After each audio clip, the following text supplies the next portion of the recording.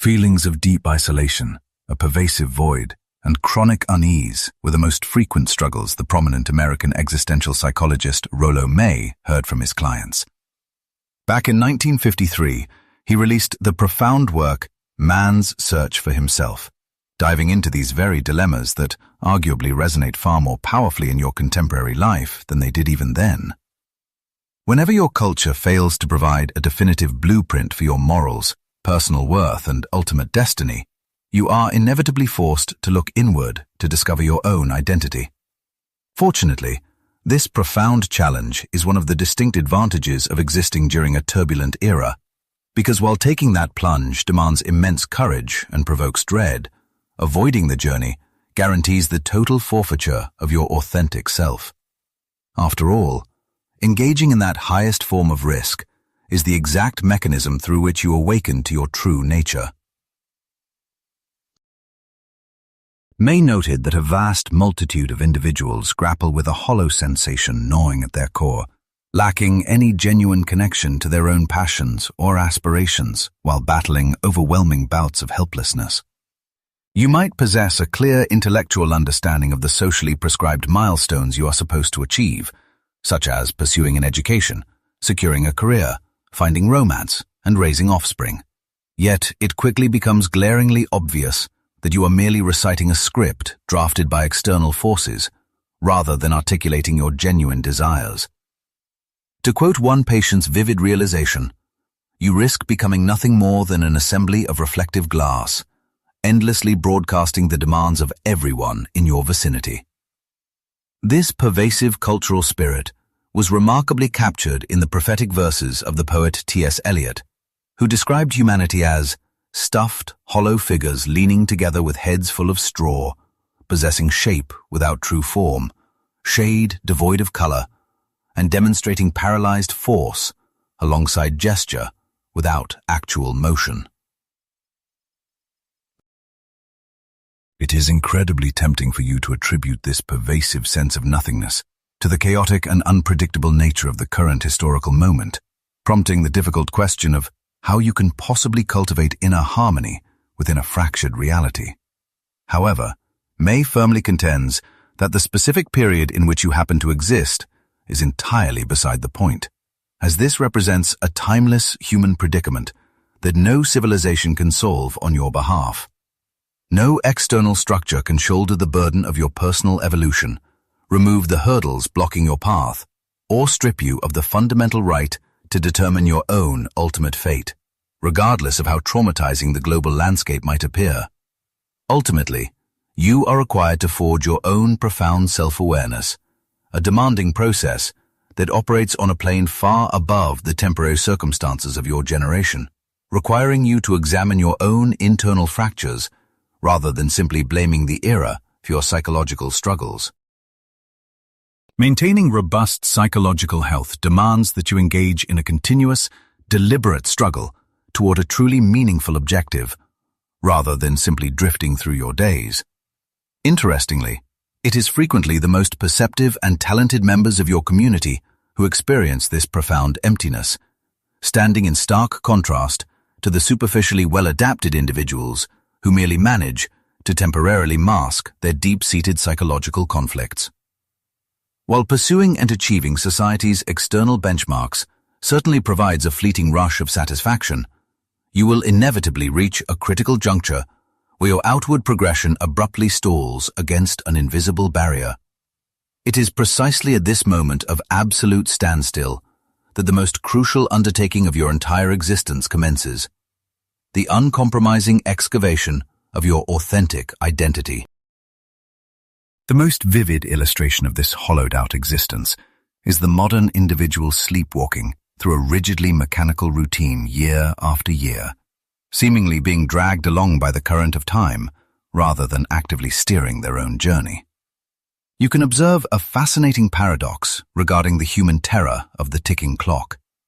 If a substantial period vanishes without your active awareness, you culturally label that unconscious void as having had a genuinely enjoyable experience. This bizarre framework essentially defines happiness as the mere evasion of monotony, treating human consciousness as an irritating burden and viewing life itself as a tedious interruption of an otherwise peaceful state of oblivion. Consequently, whenever boredom strikes, your immediate instinct is often to seek slumber or distraction, desperately attempting to extinguish your awareness and simulate a temporary extinction of the mind. While this repetitive, uninspired trajectory is remarkably easy for you to maintain for extended periods, a moment inevitably arrives when a profound existential interrogation forces its way into your mind. You simply cannot endure a perpetual state of internal starvation. If you are not actively developing toward a higher purpose, your suppressed passions do not just passively stagnate. Instead, those stifled emotional currents ferment into profound despair, eventually twisting outward into highly destructive behaviors that, in Jungian terms, actively nourish the shadow, the obscured, unconscious sector of your psyche, until it grows powerful enough to hijack your reality as an independent force. This gnawing void stems directly from your agonizing perception that you lack the agency to meaningfully impact your own trajectory or the surrounding environment, which forces you to construct a heavy armor of apathy to shield yourself from the constant barrage of insurmountable threats.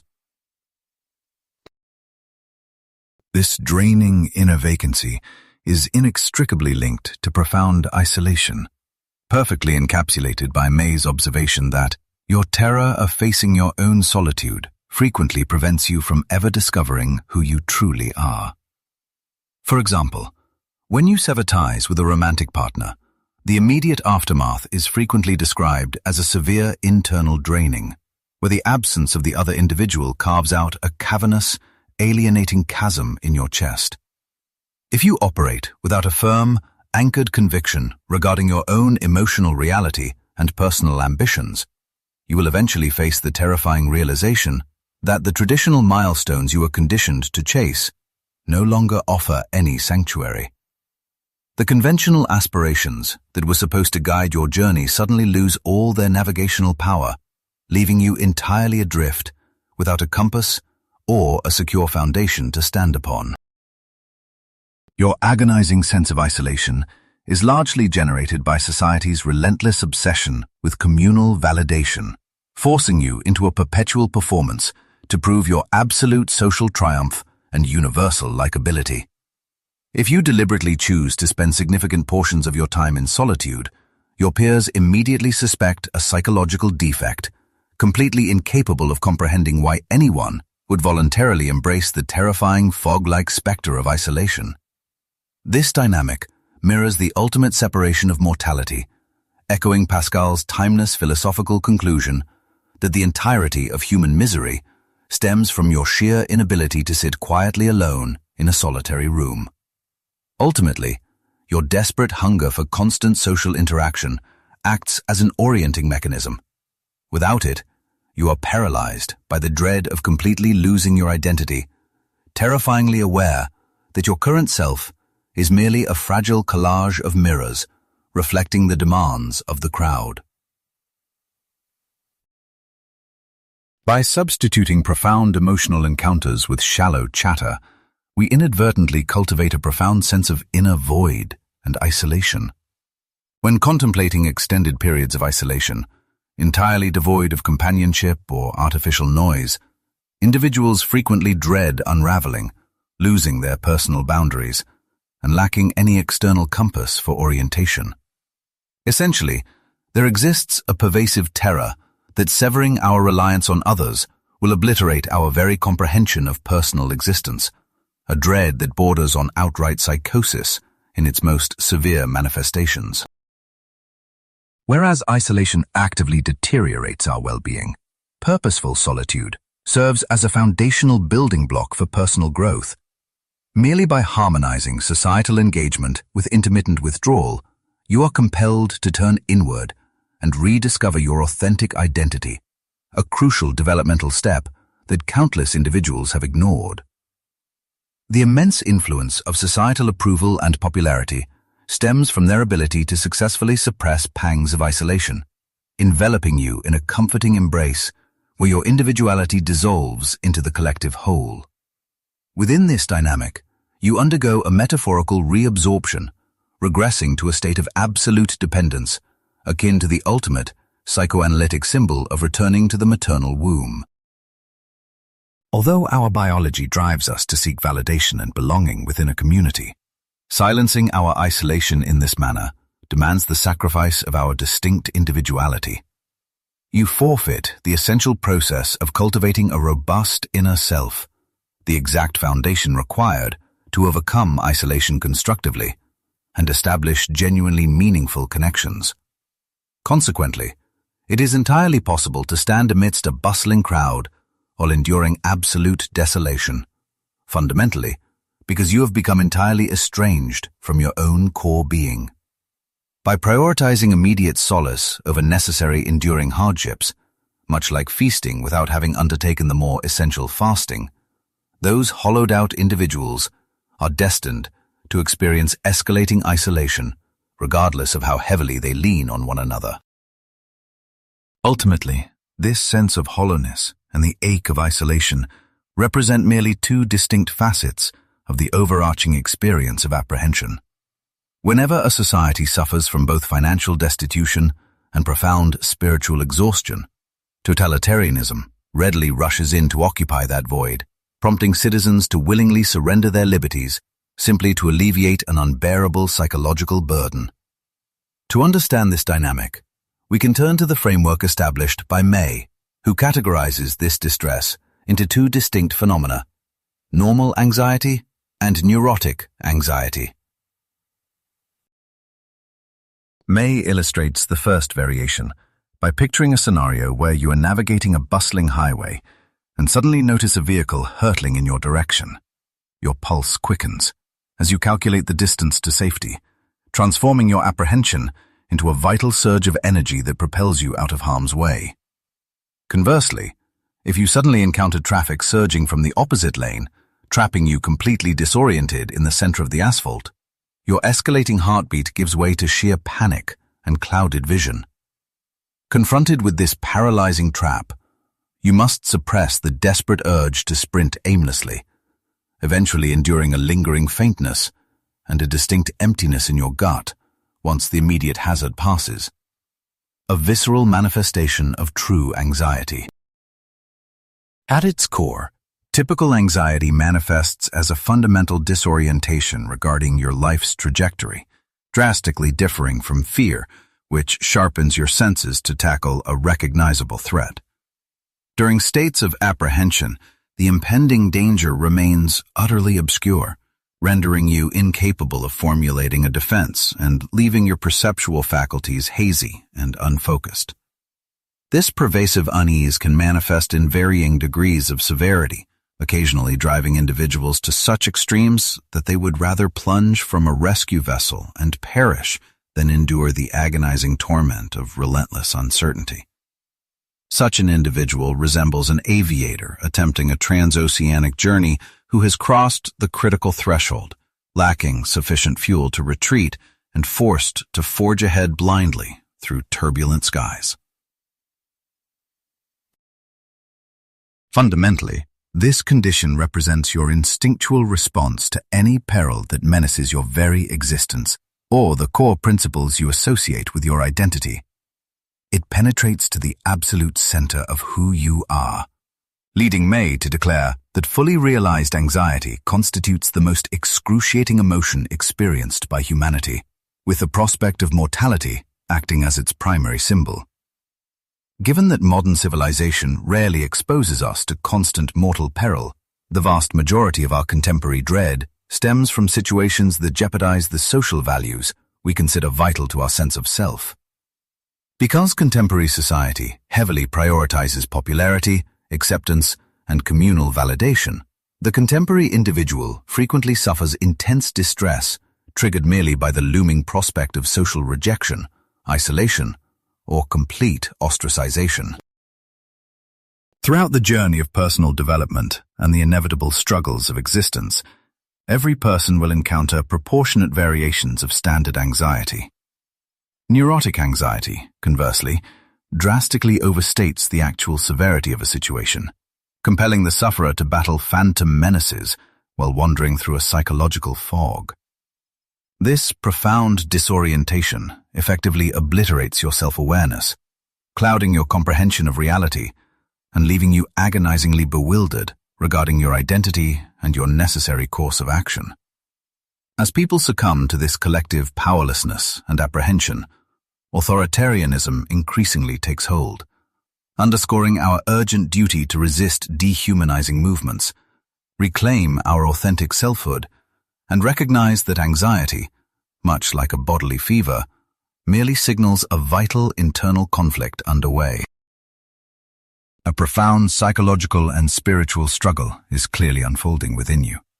Much like a physical fever signals a clash between your immune system and invading bacteria, your anxiety serves as undeniable proof of a conflict, testing the very strength of your identity. While unease actively dismantles your sense of self, cultivating deep self-awareness acts as the ultimate antidote to neutralize that very anxiety.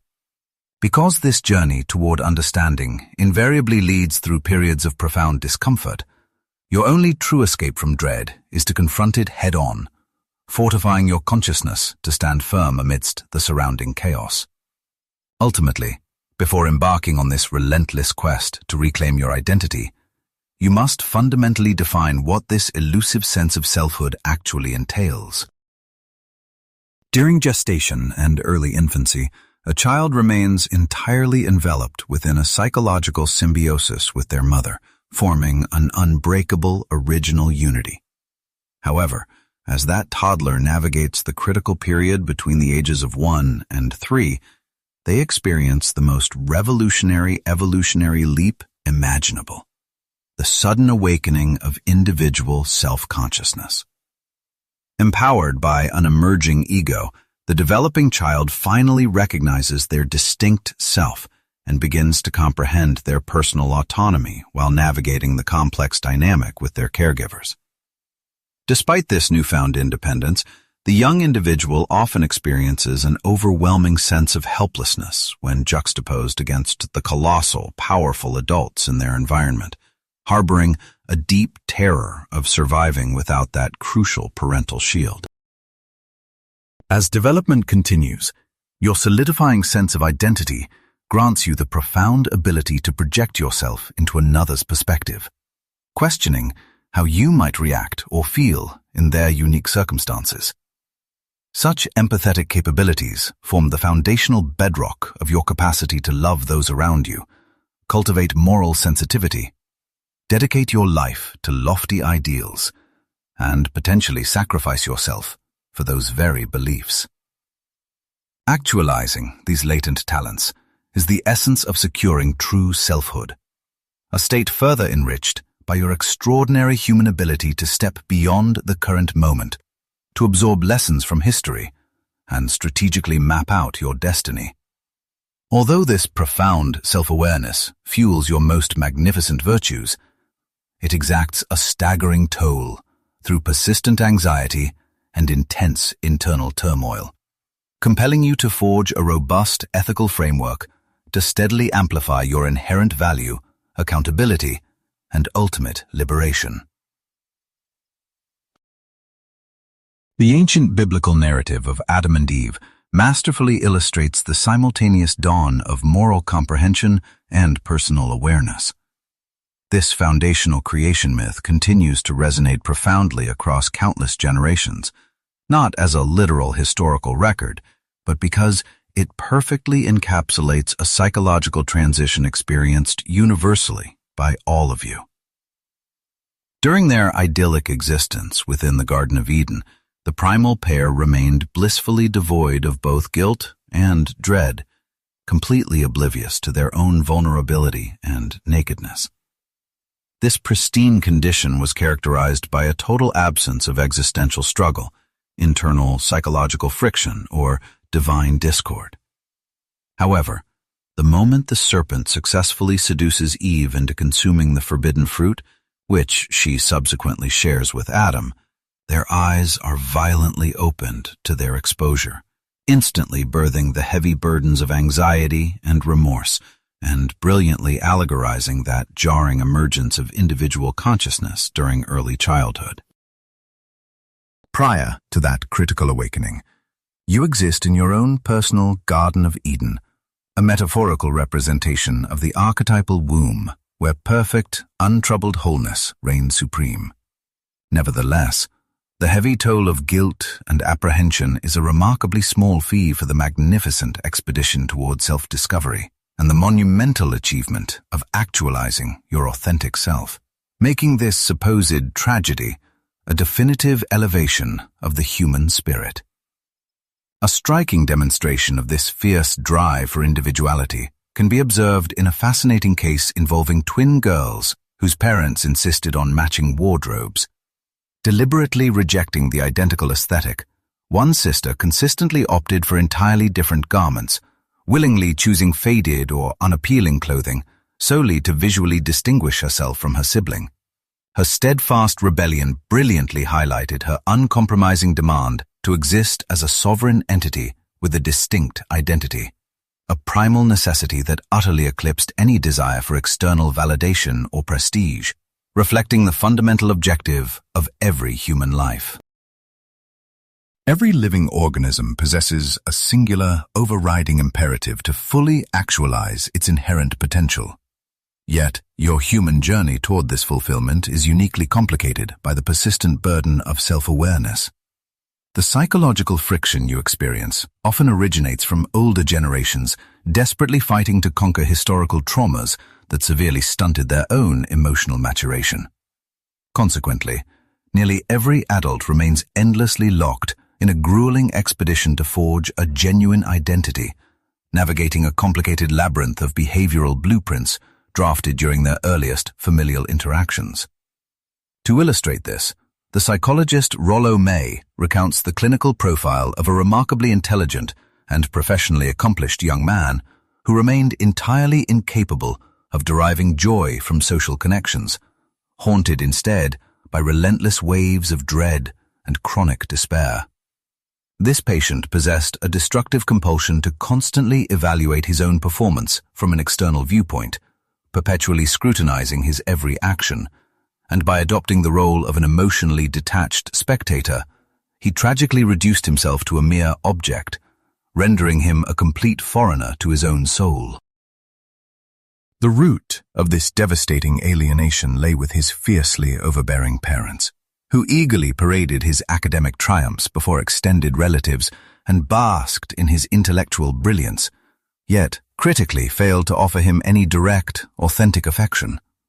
Bereft of that essential validation, he found it completely impossible to cultivate an internal reservoir of self-worth or genuine confidence. While a newborn physically claims its individuality the exact moment the biological umbilical cord is permanently severed, failing to cleanly slice the corresponding psychological tether during maturation leaves you eternally trapped, much like a restrained toddler tethered to a post in the family garden. Confined strictly to the meager radius of that invisible leash, your personal evolution grinds to a devastating halt, forcing all that thwarted potential for growth to collapse inward, where it rapidly rots into poisonous resentment and simmering rage.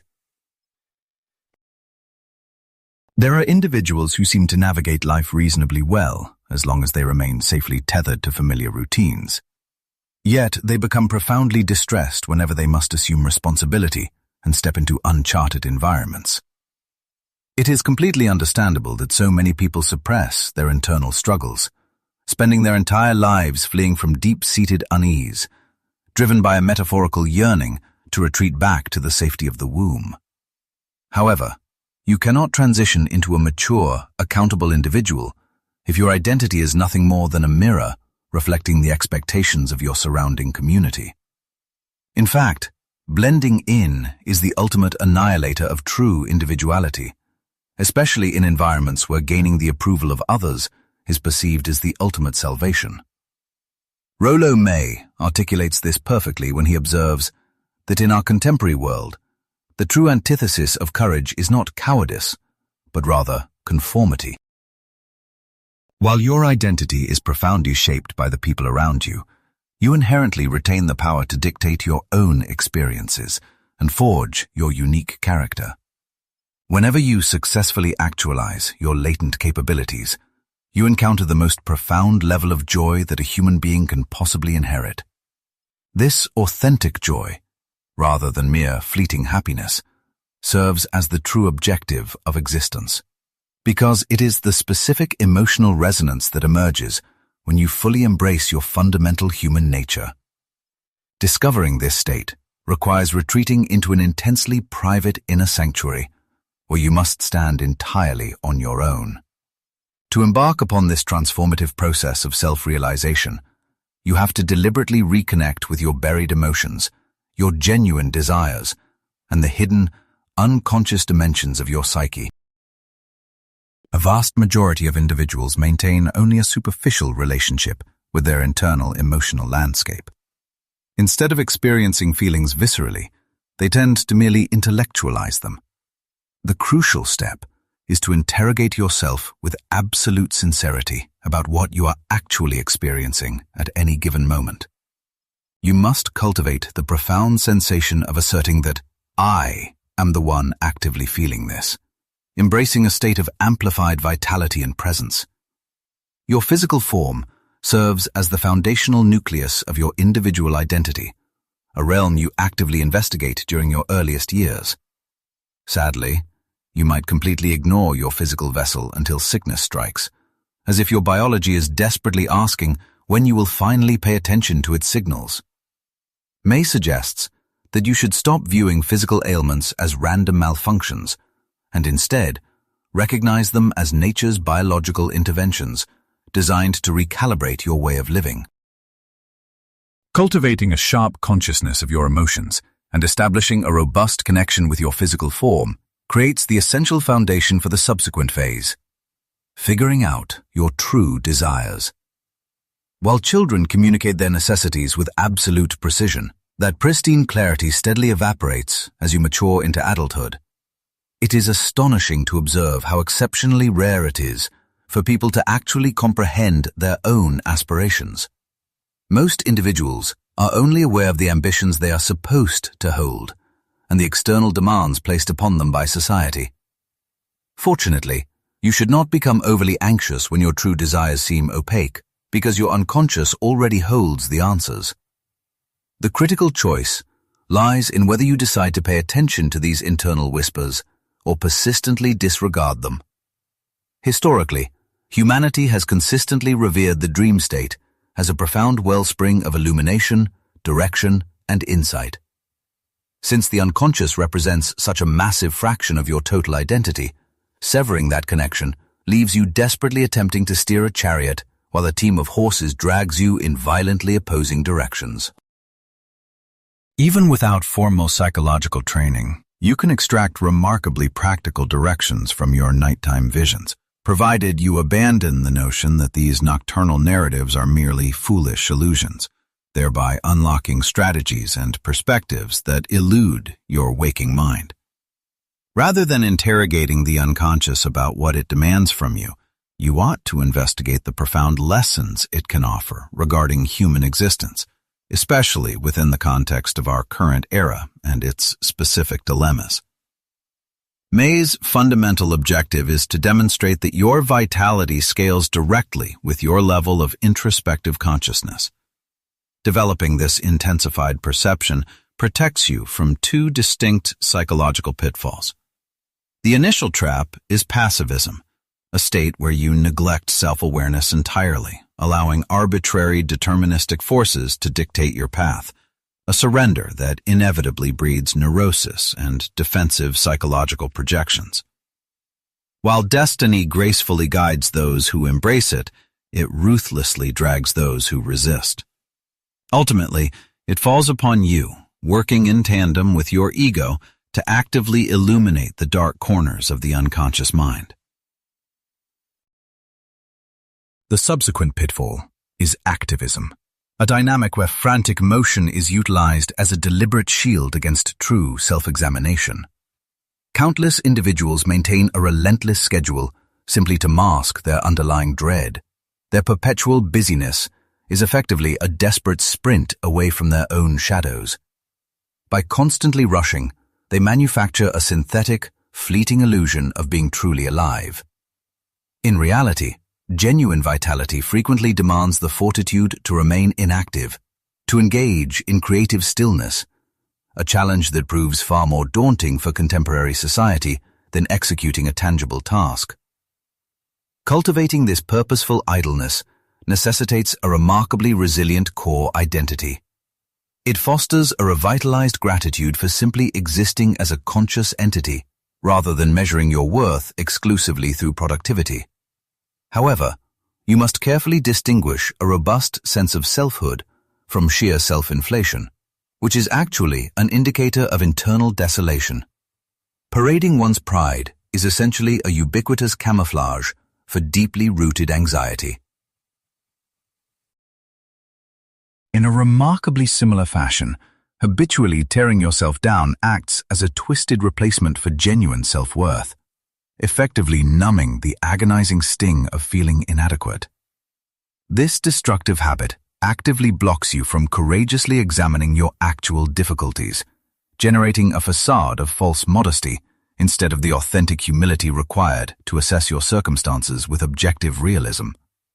It operates as if your internal monologue insists that you must be incredibly significant to warrant such intense self-condemnation. Consequently, the vast majority of self-deprecation is merely pride wearing a different mask. Consider the historical anecdote from ancient Athens, where a cunning politician attempted to woo the laboring classes by parading around in a heavily tattered cloak with gaping holes to feign solidarity. Socrates brilliantly unmasked his hypocrisy by exclaiming that the man's sheer vanity was glaringly visible through every single tear in his garment. Ultimately, cultivating deep internal awareness is the pathway that unlocks authentic liberty. As May articulates, true freedom is characterized by man's inherent ability to actively participate in his own evolution and deliberately sculpt his own character. Conversely, lacking this introspective clarity inherently strips you of your autonomy. When individuals seek out psychotherapeutic intervention, their most frequent grievance is a feeling of being uncontrollably driven by unseen forces. They experience spontaneous panic attacks or hit inexplicable barriers in their academic and professional pursuits.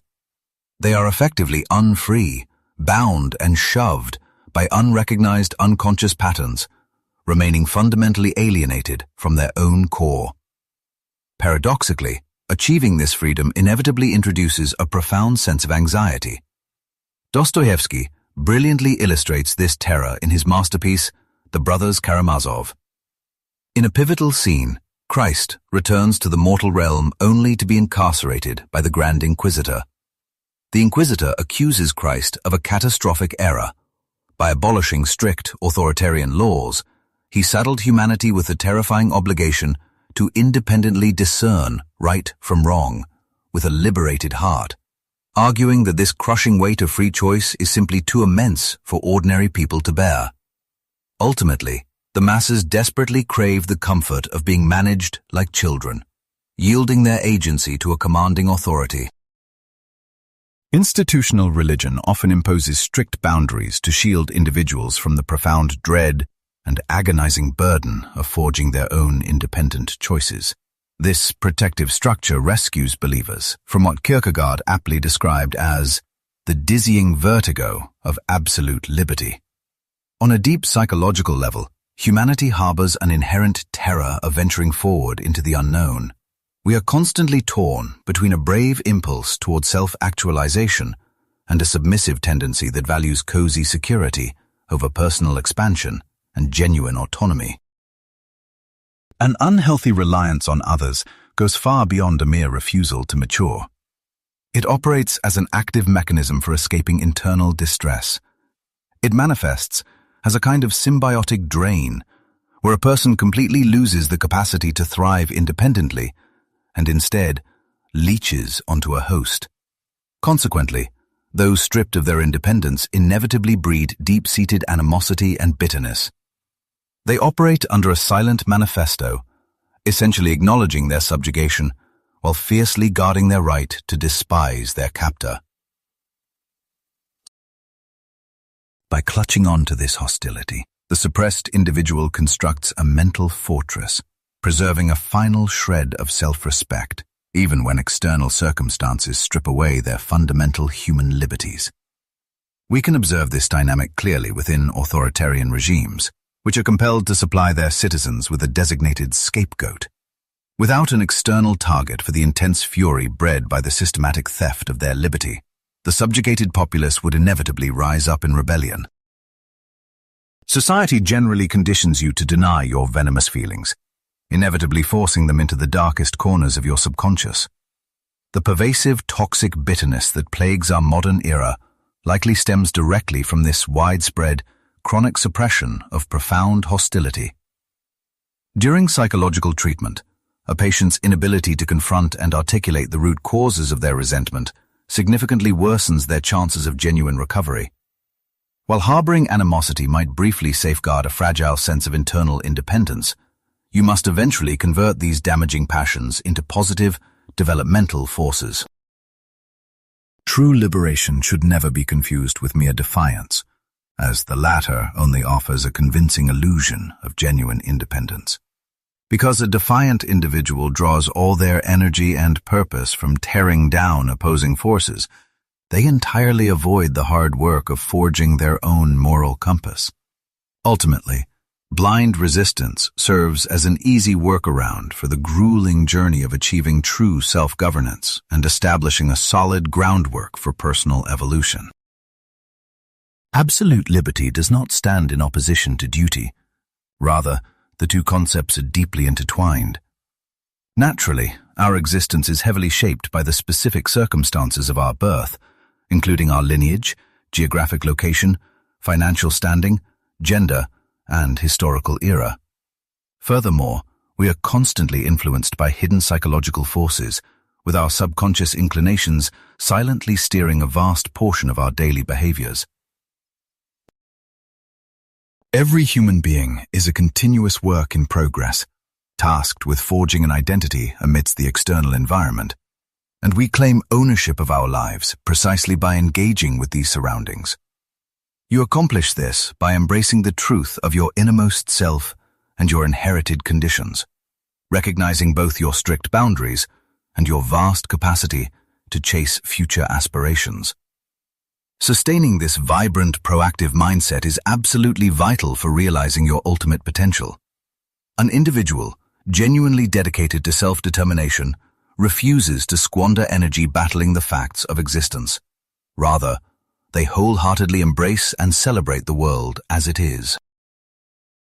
Throughout our current era, characterized by overwhelming apprehension, conformist thinking, and profound loneliness, bravery remains an absolutely essential requirement.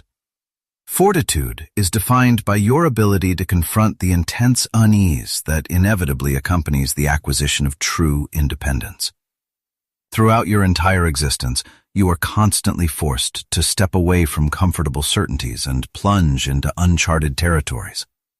Ultimately, bravery is simply a resounding, positive response to the unavoidable traumas and surprises of the human condition.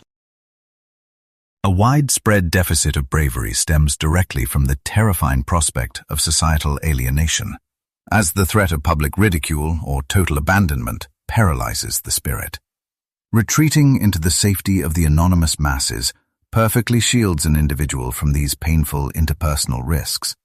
However, as illustrated by the ancient myth of Prometheus, who suffered divine wrath for gifting fire to mortals, true innovation always demands immense valor.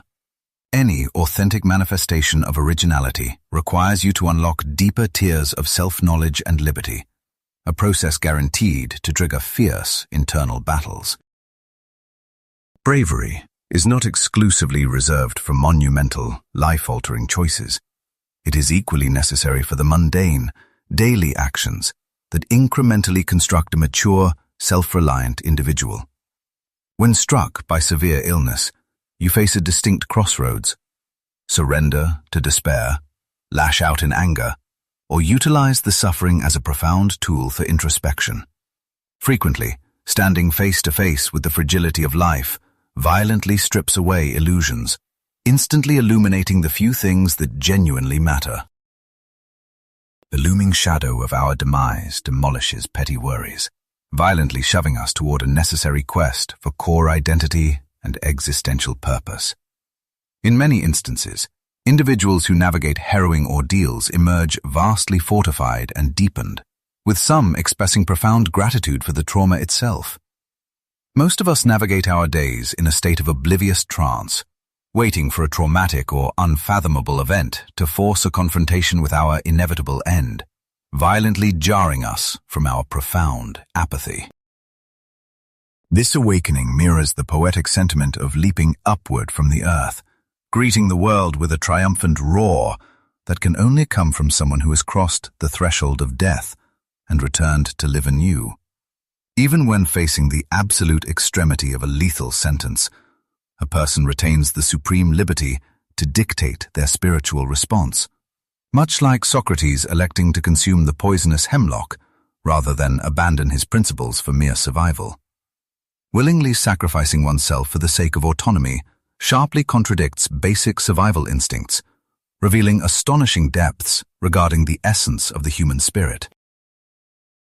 The absolute certainty of our impending demise amplifies the urgency of our present existence, begging the question, since the clock is ticking, why not pursue a remarkably compelling path while you still can? This urgency echoes the ancient wisdom urging you to tackle whatever task is in front of you with maximum effort, simply because there is no labor, innovation, understanding, or insight waiting for you in the grave.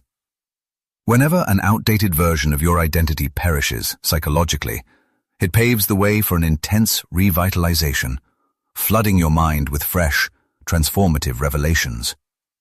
The burden of personal accountability is completely redefined, allowing you to embrace existence not as an imposed punishment, but as a deliberate, joyful selection, living entirely as the architect of your own destiny.